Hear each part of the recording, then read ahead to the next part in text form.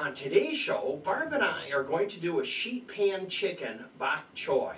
This is a one-pan meal, and it's going to be extremely delicious. I know you're going to want to see this. So, let's get started.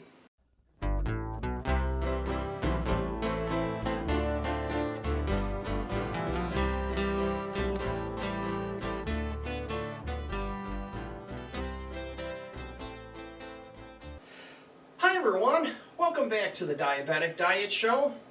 So to get started, we need to work with the chicken. I threw the chicken in the freezer for a little bit as soon as Barb brought it from the store. So they have firmed up, and what I'll do is I'll open the package and I'll start to cut these up. Now this particular one comes usually 5 in a package, so we get an extra one. Let's see how they look. That one there's a real small one. Maybe we'll save that one. Did you notice how chicken doesn't look as good as it used to? It's not quite as big as they used to be. They're all different sizes. Some are big, some are small. These are nice though. These are nice and firm. It's probably been in there for, I would say, probably 20 minutes. Been in the freezer, so that worked. But they were thawed when I put them in there, so you know, if they're too frozen, it's too hard. Let's go ahead and spray my pan. Get it all sprayed really nice. Put that pan on there. Then we can go ahead and get these open. The question of the day, do you like carrots? If you like carrots, give us a thumbs up. Now to cut these up, you want them in bite-sized pieces. You notice I'm using the red cutting board for the meat. The red cutting board is the meat cutting board. In the kitchen, there's different colors. There's green or white for vegetables. There we go, that's all cut up.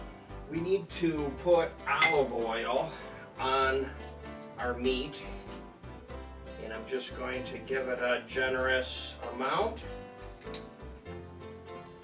just like that. And some of our spices. Now our spices are going to be oregano, marjoram, and basil, my favorite. So now that I have the meat, I'm just going to give it a sprinkle. And by the way, these measurements for all of this are down there where it says subscribe, and then more.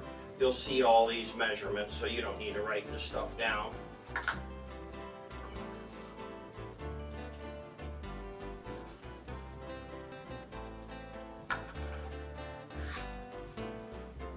My salt is sea salt and garlic salt mix.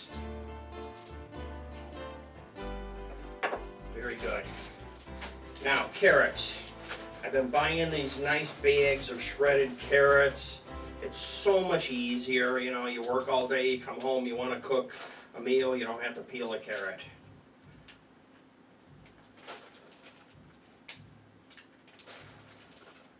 And I like carrots. And they're going to be nice and soft and mushy since we're going to have them in the oven. I've already cut up the asparagus and washed it. I cut the ends off and I washed it the day that I brought it home. So these are ready to go. I literally can just lay them in here.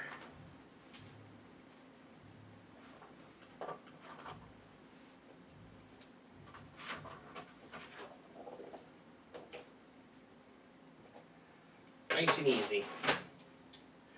Then I have my zucchini. Zucchini, this is how I cut and put it away when I brought it home from the store. So you need, when you're doing an oven, you need 1 inch.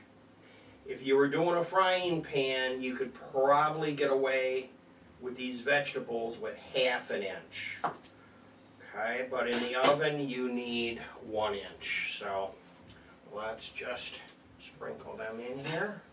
I was looking for my bench scraper. I thought it was here. It's all right. is a nice wide knife. It's a vegetable knife. Just like that. Then the garlic. Now the garlic, when I shook it in a bowl, a whole bulb, then I cut them in half. So I just have a half of a clove. That's what you need so that they don't burn. And if you put them up on top, it's probably a little better than any other way. Then we have our onion. Now for the onion, I'll just cut off the top and bottom, and then just pierce it so I can take the outer jacket off it. And if it's a little thick, I'm not going to worry about that. I have plenty of onion, and this is a sweet onion. You can use any kind of onion that you want. I don't think it's going to change things a real lot, but I do like sweet onions. It's cleaned up here. They are at least the least of all messy onions. And then I'm just going to cut this like this to make chevrons, because I'm going to use my onion chopper today. And I have the large blade in it. I believe it's 1/4 to 3/8. So just put in my chevron near the back. Just push the easy button.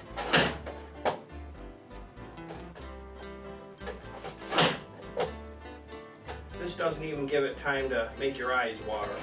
I can smell it. There's no tears. And you can break them up a little bit with your fingers.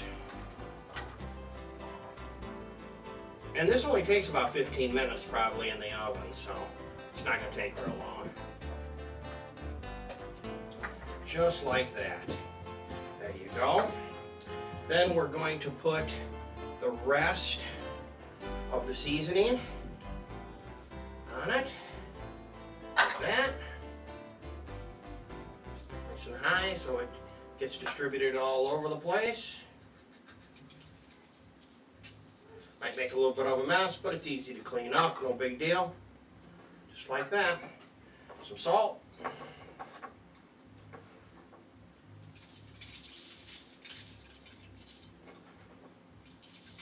Especially onions.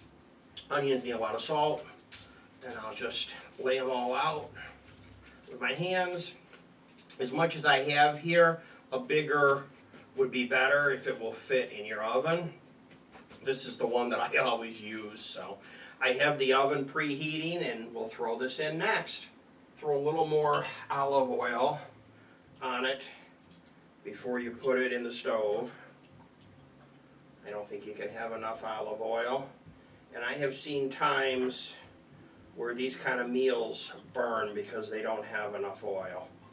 So oil it up good. That would be my best recommendation. And then this is only going to take about 15 minutes. So you need to check it. You need to keep an eye on it. And after about 10 minutes, I would get your digital read thermometer and I would check the meat to see what temperature it is. You know, we want to be between 160 and 165. The vegetables, doesn't matter what they get to.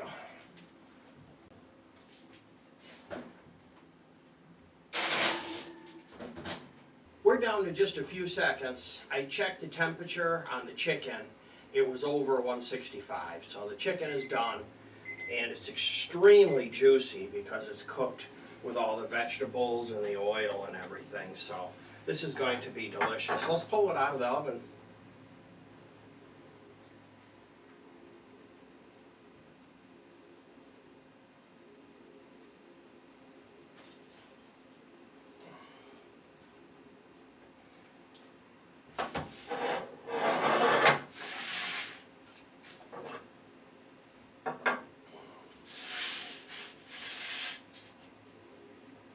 Look at that.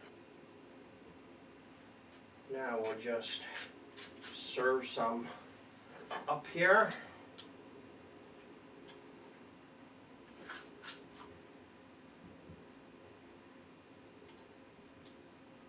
Wow, the Bok Choy.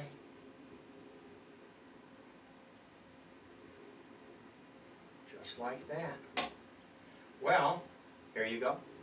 That's the meal for the day.